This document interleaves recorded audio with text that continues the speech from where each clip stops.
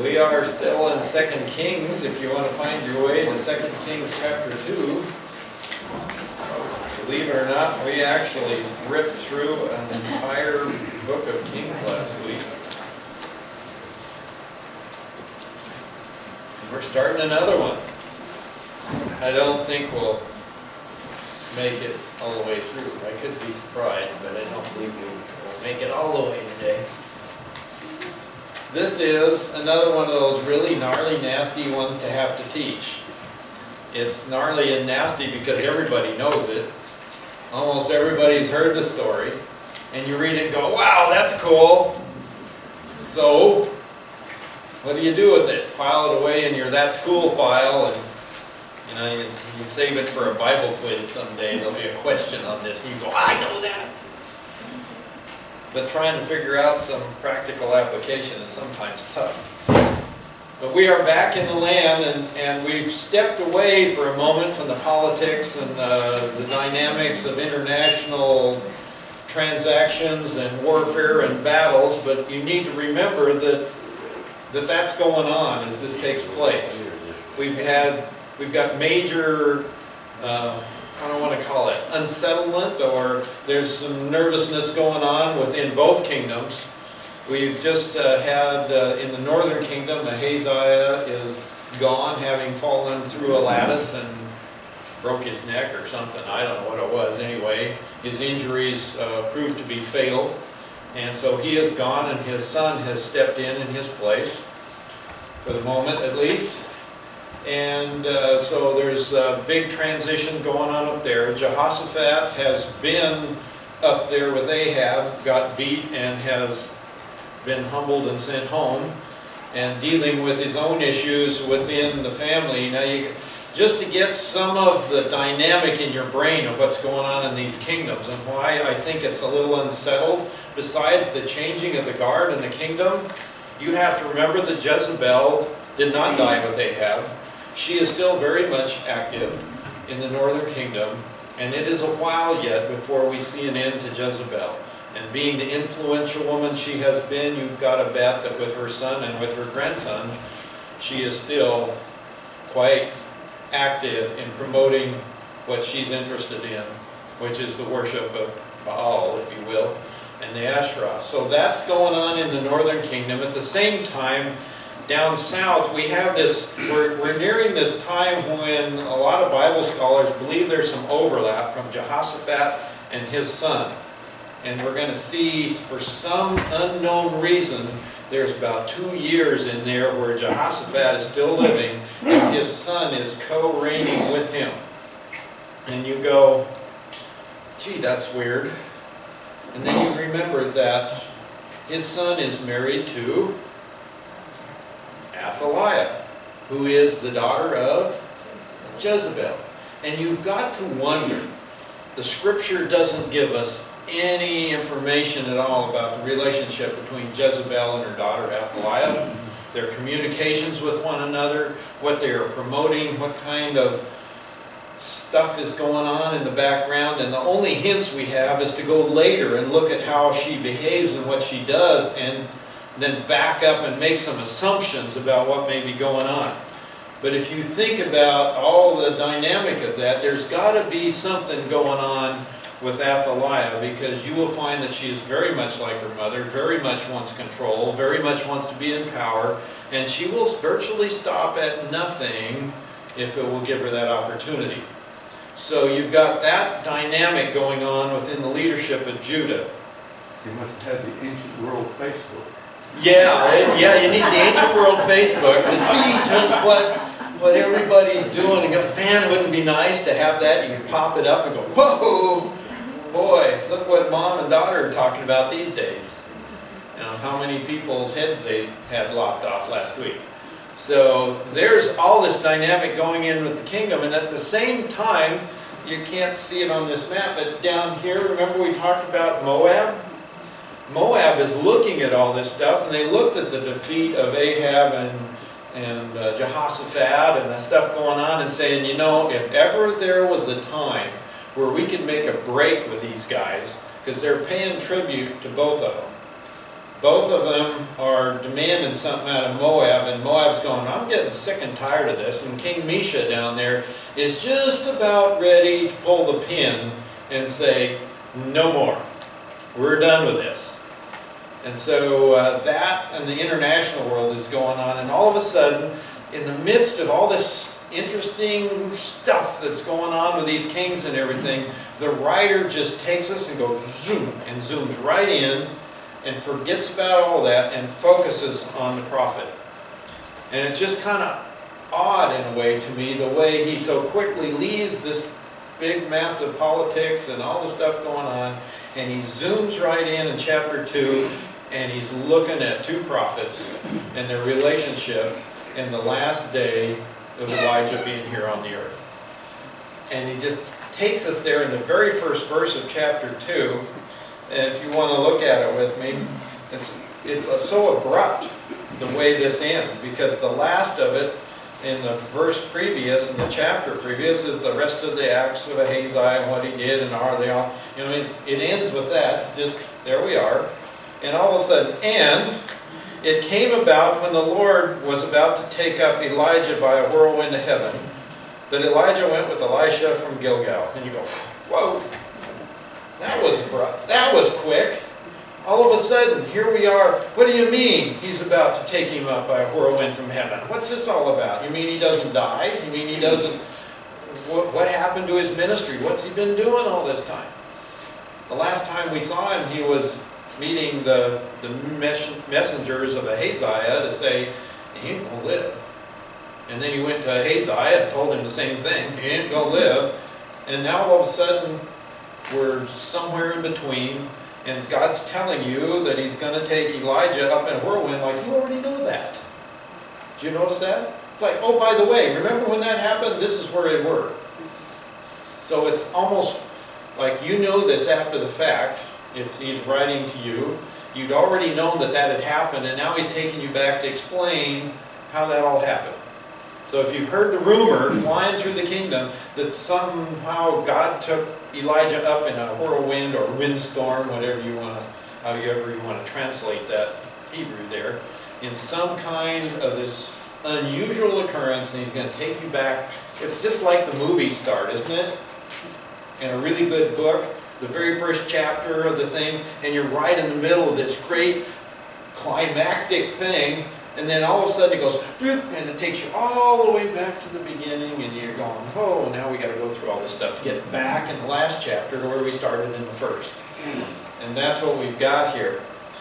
So God has taken these two, and we don't have Gilgal on there, but you need to know that there's two Gilgals. Isn't that nice?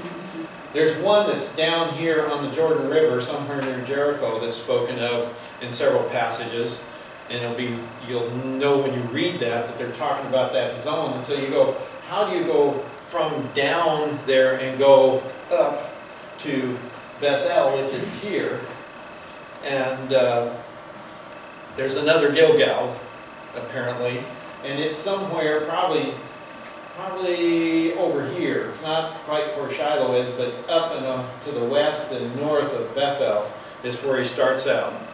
So we start out in Bethel, or in Gilgal. They go to Bethel there, and from Bethel they'll see him go to Jericho, and then finally to the Jordan. And the importance of that, from just a standpoint of why they're going there, is those cities are the centers of schools of the prophets. They're the seminaries, if you will. This is where apparently Elijah has been involved in setting up schools where these young men are trained for the ministry, which is really interesting because you can also go through and every single one of these will be seen to be the center of an idolatrous worship as well. It's almost like they're, wherever one is, you'll find the other one, which is really interesting, and you wonder which came first.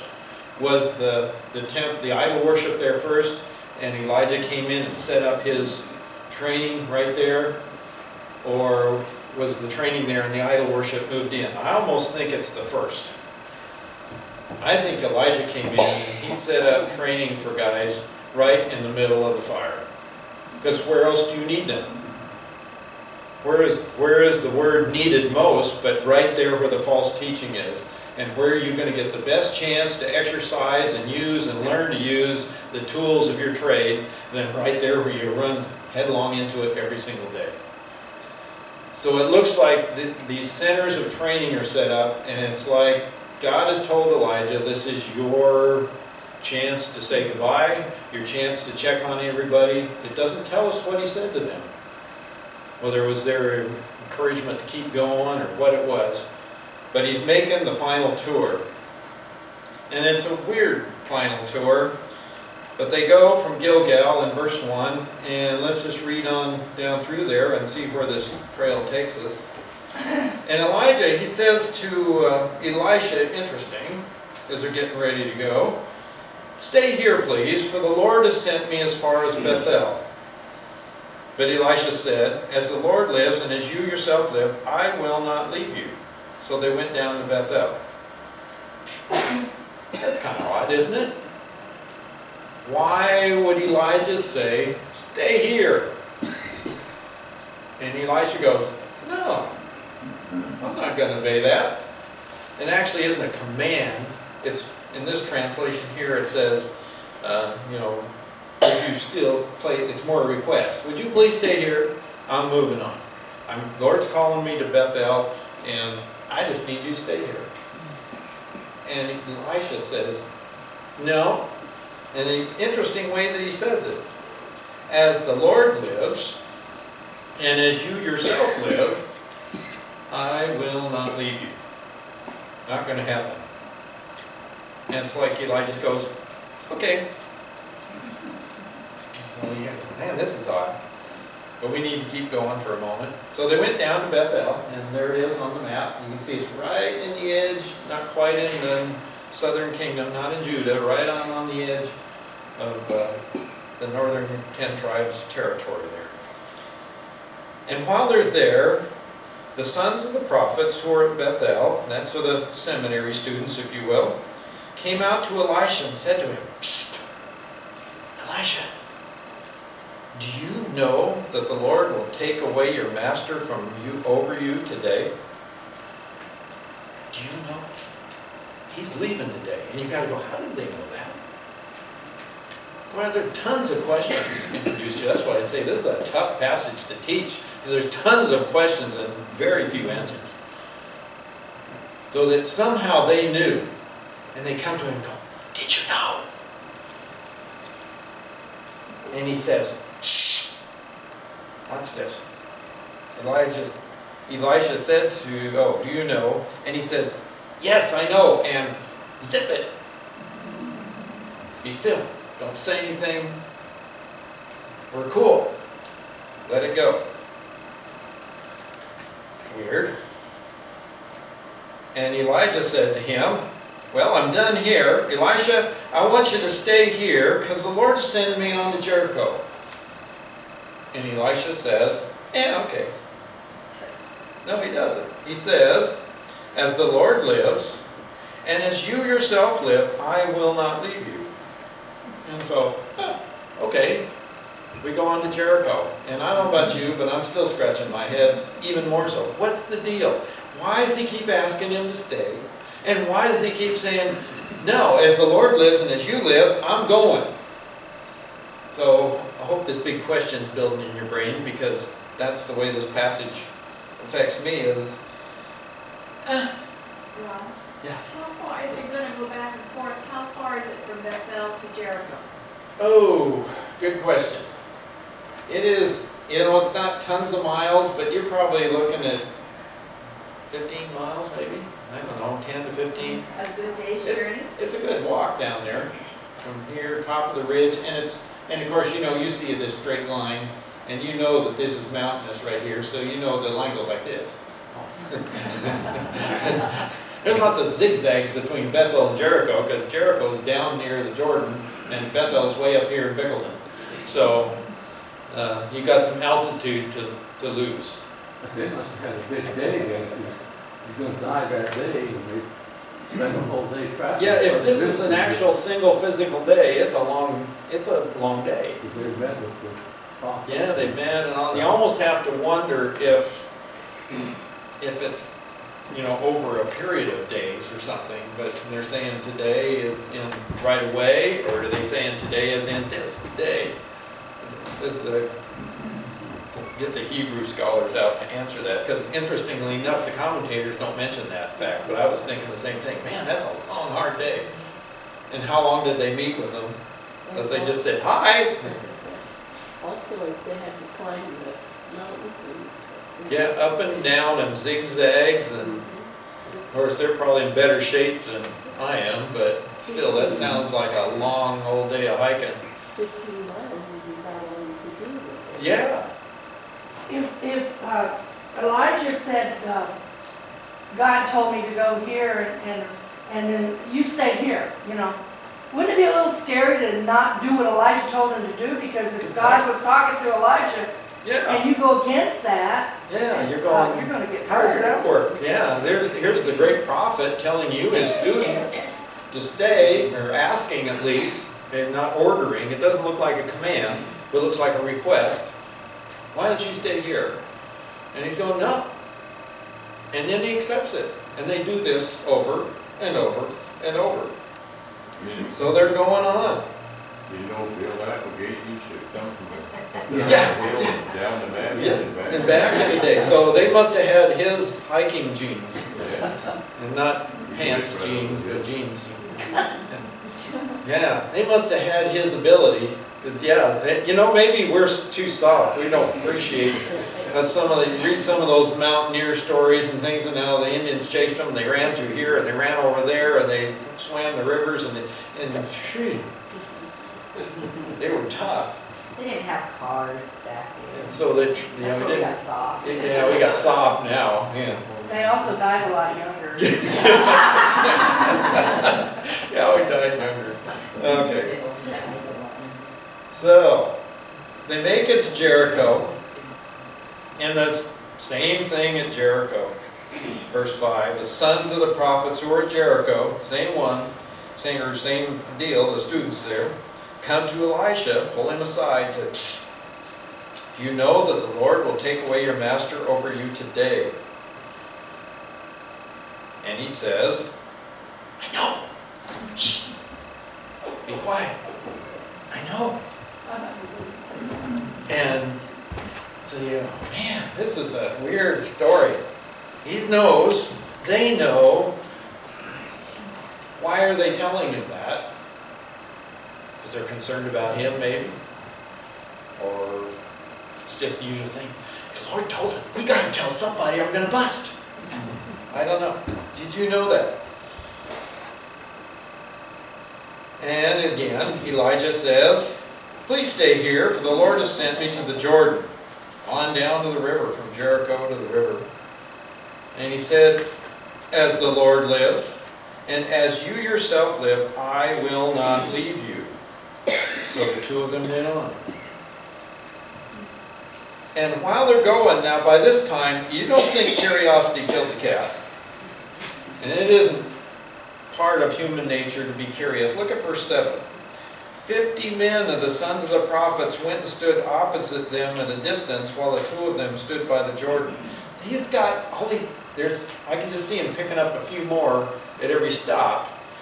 And they got 50 guys now lined up way back, kind of out, but watching.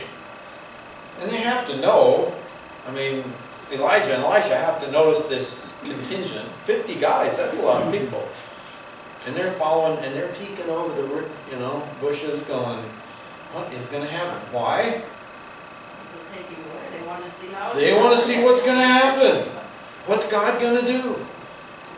He's going away. Well, what's that mean? Is he going to be like Moses? He can go up on a mountain and die, and that's the end? What's going to happen? It sounds like there's some indication that there's something really unusual going to happen, and they want to know what that's going to be and how that's going to play out. Elijah is a critical guy to these guys. He is their founder. He has been their leader, their guide, their mentor, the one who established their school. He is important to them. Well, he's a real character. Oh man, and a really interesting character. Yeah, he stands out in a crowd, so to speak, from his dress, from his mannerisms, the guy who stood up to the kings. I mean, this guy is somebody special, so these guys want to know what's going to happen now. Why else would you want to know what's going to happen now if Elijah is leaving? Their future. Their future. What's going to happen when Elijah leaves? Are we left in a lurch? Remember, where are these folks located? They are co-located with the enemy, if you will. Are they worried about what's going to happen when this spiritual leader pulls out? He's the one who has been able to pray and have fire come down from heaven. He is the one who has had miraculous things happen when he said, oh man, there's got to be nerves all over the place. These folks are concerned. They want to see what's going to happen, and they've got to be wondering, what next? What happens when that great leader goes away? Will the whole church crumble? Is what's going to be? So, yeah, this is nervous time for the folks. What is going to happen? And Elijah took his mantle. Okay, what's mantle? Somebody, it's off his fireplace, right? Oh, no. His cloak, okay. He takes the cloak. What's the big deal with this cloak? What's Sign the of authority, for one thing. sign of authority? What kind of authority? Spiritual authority. It's that this identified him when people saw him when he had this cloak. That cloak was one of the things that identified him as the prophet. Where else did we see this cloak pop up? Real significant time. When the boy died and Elijah had his servant take his cloak and take it. Okay, so the cloak was able to bring back to life. There's another really, with one of the guys that's hanging rather close with him, significant symbolic thing happened out there in the field one day. Elisha knows this cloak because he's out there plowing with his oxen that day, remember? And this prophet comes out of nowhere, out of the woodwork there, pops along by his field, walks up behind him, tosses his cloak on him, and walks away. Strangest thing. The passing of the baton. Passing of the baton. Here, you take my job, I'm done. Yeah. When that cloak went on his shoulders, the message was, God has chosen you and I have chosen you. Will you respond? Now, did he keep wearing that cloak? Obviously not. It went back to Elijah. But he dropped everything and he's been following this guy ever since. So this cloak is significant in that it represents God's hand, if you will, upon Elijah. And it will mean more significance in a moment, but you've got to understand it that way. This just isn't any old piece of cloth or any old thing. Yeah, it is, but it represents that he's God's man and God's power that resides upon this individual. How long has passed time-wise between the oxen and now this whirlwind? That's a good question. I don't know the answer to that. It's been a number of years, but I don't know how long. I should go back. We would probably try to follow the events and correlate it with the king's lives, but it's probably been quite a while that he's been involved in. 5 years? I'll bet it's at least that, maybe more. So it's been a significant period of time that he's been his right-hand man and servant. So here they come, all this strange stuff, and still in the back of your mind you're going, what's this? I'm following you, I don't care what, as long as God lives, which is forever, and as long as you are alive. I think that's significant. As long as you live and are here, that day that cloak lay on my shoulders, I burned my plow and I am here. And obviously he knows what's going to happen today. And it's almost like these two personalities. If you see anything about Elijah at all, Elijah could have been the darling of the spiritual crowd. He brought down fire from heaven. He could have had him a congregation and a pulpit, and man, he could have been really somebody, and you never see that. You see him living out there. He's the hairy guy, remember? He's the guy who was living out there on the fringes or whatever, quietly behind the scenes until he's called, and then he's there, he does his job, and he disappears again. And you don't see this great Yeah, you see him work setting up these training things, but you don't see him being the great leader that wants all the accolades. You almost see a guy here that's saying, God's going to take me home. I know that he's calling me away. You see from his path that God is calling me away. Look where he's going. From here, down through here, down to there, and out. Where's the nation of Israel come before in relationship to this land? From down to here, out around here, to right there, and in. Jericho was the first place they attacked after they crossed the river. So we've got this guy, he's heading out of the land, if you will, and he knows he's going.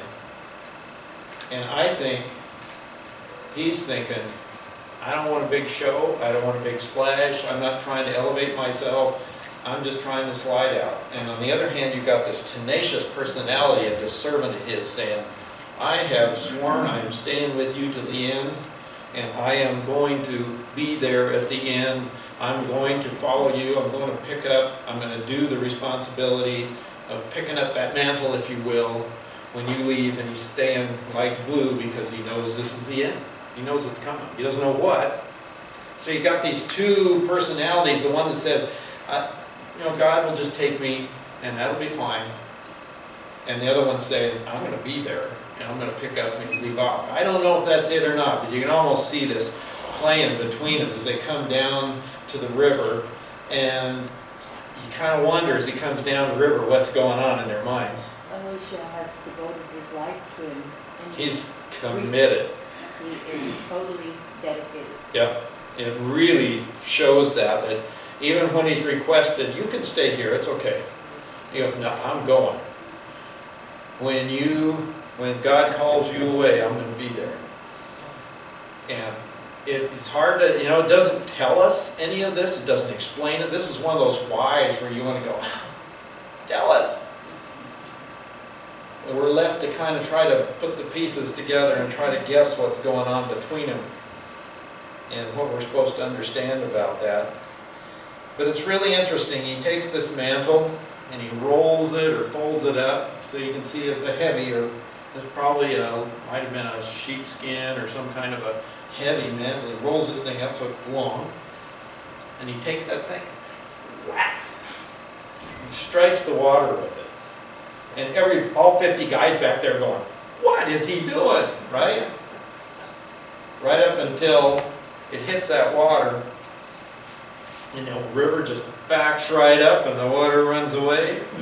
And Elijah says, let's go on across. Everybody's going, whoa, that is the craziest thing we have ever seen. Verse 8, Elijah took his mantle and folded it together and struck the waters. And they were divided here and there so that the two of them crossed over on dry ground. Now it came about when they had crossed over that Elijah said to Elisha, interesting question, ask what I shall do for you before I am taken from you. And Elisha said, please let a double portion of your spirit be upon me. Well, that is weird, isn't it? You just walked across on dry land, and you've seen this great thing, and you wonder if in Elisha's mind isn't, wow, that was fantastic, that was great, that was amazing. Clearly the power of God exhibited in this thing. As we're going across the river on dry land, just like they came in how many hundreds of years ago, back out. And the next question you get is, okay, Elisha, you followed me all this way and you've been faithful all this way. What can I give you? What would you ask for? I want to do that! And he asked for this interesting thing, a double portion of your spirit be upon me. And his answer is, you have asked a hard thing. In other words, he can't guarantee it. You have asked something really difficult that I cannot promise you. So here's the deal. If you see If you see me, when I am taken from you, it shall be so for you. But if not, it shall not be so. So, several questions got to be flying around. First of all, what's the double portion all about? Isn't that an inheritance? I mean, that's like an inheritance. That's what sons had asked their fathers for. Okay, we've heard the double portion has something to do with inheritance, and there's only one individual that can even ask for that, or that even qualifies for that. Do you know who it is? Firstborn son is the one that gets the double portion of the father's estate. And it's also assumed that the firstborn son inherits the farm, if you will. So he's asking for a double portion of something that he can't promise because it's not his to give. Where's it come from? It comes from God. Now you're beginning to catch on maybe just a little bit of what he has asked for. He has said, I want to be the one that inherits the farm. And the farm is Elijah's ministry. That's what it looks like. And most of the commentators eventually come around to that one way or another. That what he's really asking for is not so much greater acts of the Spirit in his ministry, which some people say, by the way. They say, oh, it means that he's more spiritually blessed, and in fact you can go through and he does more miracles than Elijah did. No, it's recorded more miracles than Elijah is recorded to having done. We don't know if he actually did any more than the other, if he had any greater miracles or spiritual unusual things happen. But what he really seems to be asking for is, I want the double portion of the thing that gives you your ministry. And the only way you get it is, why would you be there and see when I leave? When he leaves, who's going to be present? The one who takes him out is the one who has the authority to grant his request. I think that's what he's saying. Again, we're kind of out here on thin ice from the standpoint of what we're told. Yeah. Yeah, this is just kind of an aside, but I find it really, I guess, I don't know what the word is, interesting, encouraging, whatever, that a person would actually see what somebody like Elijah went through and want it. That, to me, shows that Elijah just had incredible faith and love of God, that he would be willing to take that on. Yeah. Yeah, Elijah didn't have the easy, glamorous life of a super rock star. He was probably hated as much as anybody in Israel. Elijah keeps asking him to stay. It's like do you really want this? It's opening the door to say, if you don't want it. And it kind of reminds me of Jacob wrestling, persevering, and I'll not let you go until you bless you. Yeah, I'm going to stay in there and hang on. And God testing him to say, are you committed? You know, if you're not really committed to this, if you really don't want that, if you're not going to stay with me all the way, here's your out. You can go. But when you stay all the way, now it's, what would you like? What can I do for you? And I think Elijah knew that his leaving was imminent. He has crossed the Jordan. I think that's symbolic. He has passed out of the land. You know, a lot of folks over the centuries have decided that when the people came into the land, that that's symbolic of coming into heaven. And you will hear songs, there's great gospel songs about going into Canaan land, and we're crossing the muddy Jordan, and it's a picture of leaving this life and going into heaven. I want to know what place in heaven has Philistines. Haven't you ever wondered about that? They crossed over the Jordan, went into the promised land, and they had nothing but trouble and trouble and trouble and trouble. To the day that we're here, it's been tough. And I want to know what there is about heaven that looks like that. Because what I see in Revelation and other places said heaven is going to be no more pain, no more sorrow, no more. You will be in the presence of the Lord, and it will be wonderful. Yeah, They they, didn't get the blessing because they wouldn't obey. they never obeyed. So where in heaven are you going to have the opportunity to disobey? Ain't going to happen. What I think this is a picture of, when they crossed the Jordan, this is a picture of life. It's the life we live. It's got sin in it, it's got temptation in it, it's got Philistines in it, and life is tough. So he has been in life, in the battle, God's servant in the midst of the battle for all these years, and today he miraculously parts the water and he leaves the promised land. What does that tell you? He's ready. Faithful to the end.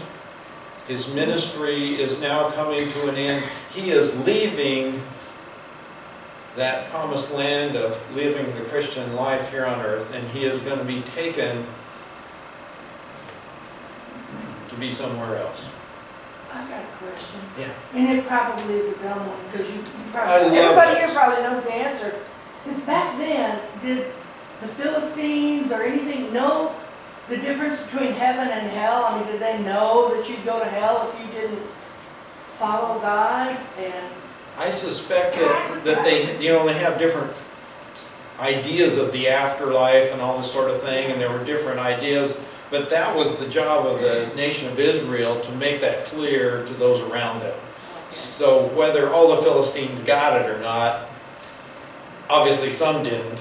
maybe they were like Mormon Philistines, and they knew they'd go to the lower And then they had to work their way up. Right. There were some that had some different beliefs like that, yeah. That probably fits right Mormon in. Philistines. Yeah, Mormon Philistines, there you go.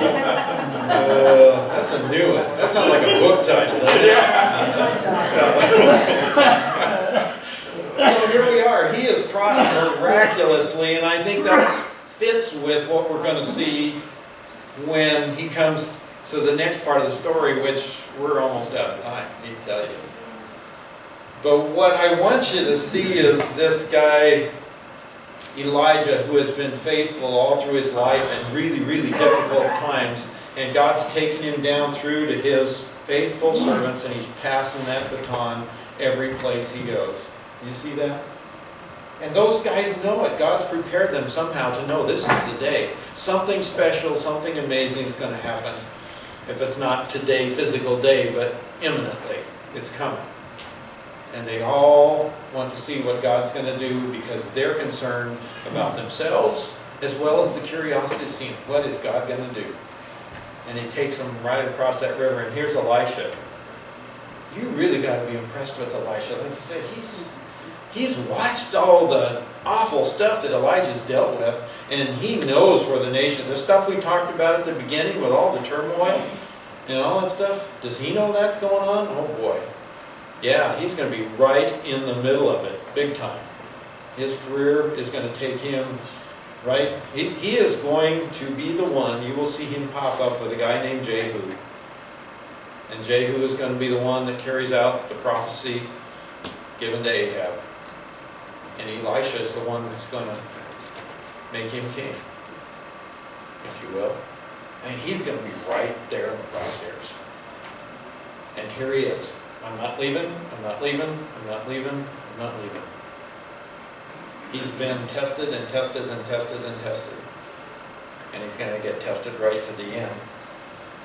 I brought up a passage I wanted to read to you. Clear back in Luke chapter 16. If I can find it, let me close here.